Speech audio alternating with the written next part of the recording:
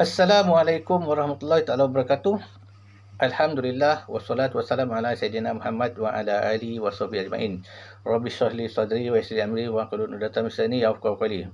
Subhanaka la ilma lana illa ma 'allamtana innaka antal alimul hakim. Pertama-tama kali marilah kita bersyukur kehadrat Allah Subhanahu wa taala kerana dengan limpah kurnianya kita masih lagi hidup dalam lingkungan iman Islam dan ihsan. Dan sama-sama kita sentiasa bertaubat kepada Allah Ta'ala akan segala dosa yang telah kita lakukan sama ada kita sedar ataupun tidak. Pada video-video yang lalu, saya telah menjelaskan tentang apakah itu syariat, tarikat, hakikat dan marifat. Dan apakah marifat ilmi dan apakah marifat hakiki. Dan cara untuk mendapatkannya. Ya. Link video yang lalu itu ada saya sertakan di bawah dalam ruang description dan bolehlah rujuk terlebih dahulu. Baik.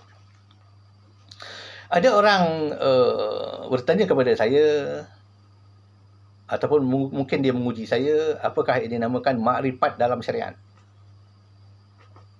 Ya. Apakah makrifat dalam syariat?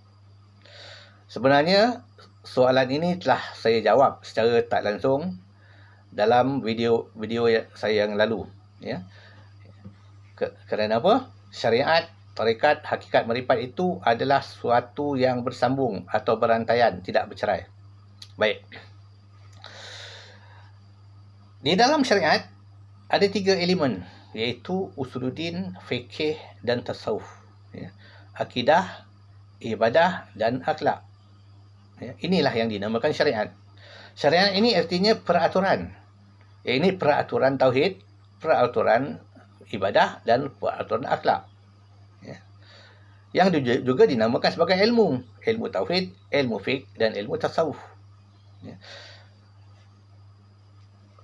Ilmu tauhid adalah ilmu makrifat sebenarnya. Ya, kerana ilmu tauhid itu mengajar kita mengenal Allah melalui jalan akal dan dalil. Jadi dengan arti kata yang lain, makrifat ada di dalam syariat, iaitu makrifat tauhid. Ini makrifat ilmi, ya, ataupun makrifat akli. Jalannya dengan belajar, dengan memikir. Ya. Setelah kita putus jazam, kita iktikadkan di dalam hati, kita jadikan pegangan. Itulah pegangan kita. Artinya, kita mengenal Allah melalui ilmu tauhid. Kenal itu maksudnya makrifat. Dalam ilmu tauhid awal-awal disebut awwaluddin ma'rifatullah. Awal-awal agama mengenal Allah. Seterusnya diajar tentang sifat 20. Zat, sifat, asma' dan af'al Allah. Inilah yang dinamakan makrifat dalam syariat. Ya. Okey, baik.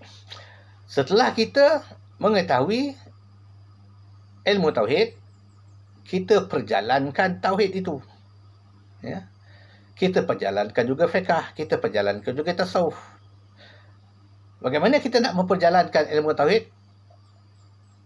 Itu hendaklah kita sentiasa bermurakabah dengan Allah. Sentiasa kita mengingat Allah Ta'ala melihat kita, mengetahui kita, mendengar perkataan kita. Mengetahui apa segala perbuatan kita. Dan apabila kita menjalankan tauhid ini, secara tak langsung kita menjalankan ilmu tasawuf, iaitu murakabah. Kerana dalam ilmu tasawuf, murakabah bermaksud berintai-intai dengan Allah. Ya. Dan dalam masa yang sama, kita memperjalankan ilmu fiqh. Ya. Dan apabila semua ini kita telah perjalankan, kita akan mencapai satu tahap, iaitu dinamakan makrifat hakiki. Ini merasakan keberadaan Allah. Ya. Allah Ta'ala itu kita tidak dapat tengok dengan biji mata kepala. Tapi kita boleh lihat dengan secara maknawi, dengan mata hati. Ya, Allah Ta'ala itu bukan jisim, bukan diri, bukan benda. Ya. Dan kita merasakan keberadaan dia. Inilah yang dinamakan makrifat hakikiyah. Ya. Bermula daripada ilmu, kemudian kita mencapai sampai kepada tahap merasakan bukti Allah Ta'ala itu ada. Ya. Jadi hendaklah kita faham. Ya. Makrifat itu ada 2. Makrifat ilmi, iaitu makrifat tahap syariat, dan makrifat hakiki. Iaitu makrifat, yang disebut makrifat hakikat. Ya. Tetapi jangan salah faham, makrifat ilmi itu penting, sangat penting. Kerana ia adalah syarat untuk mencapai makrifat hakiki. Tanpa kita tahu Allah Ta'ala dengan sebenarnya, menurut apa yang Allah Ta'ala itu sebut di dalam Quran, dalam firman-Nya, kita tidak akan mencapai makrifat hakiki. Kalau kita masuk ke wilayah makrifat hakiki, tetapi itu bukan yang sebenar. Bukan sebenar, mungkin kita akan tersesat.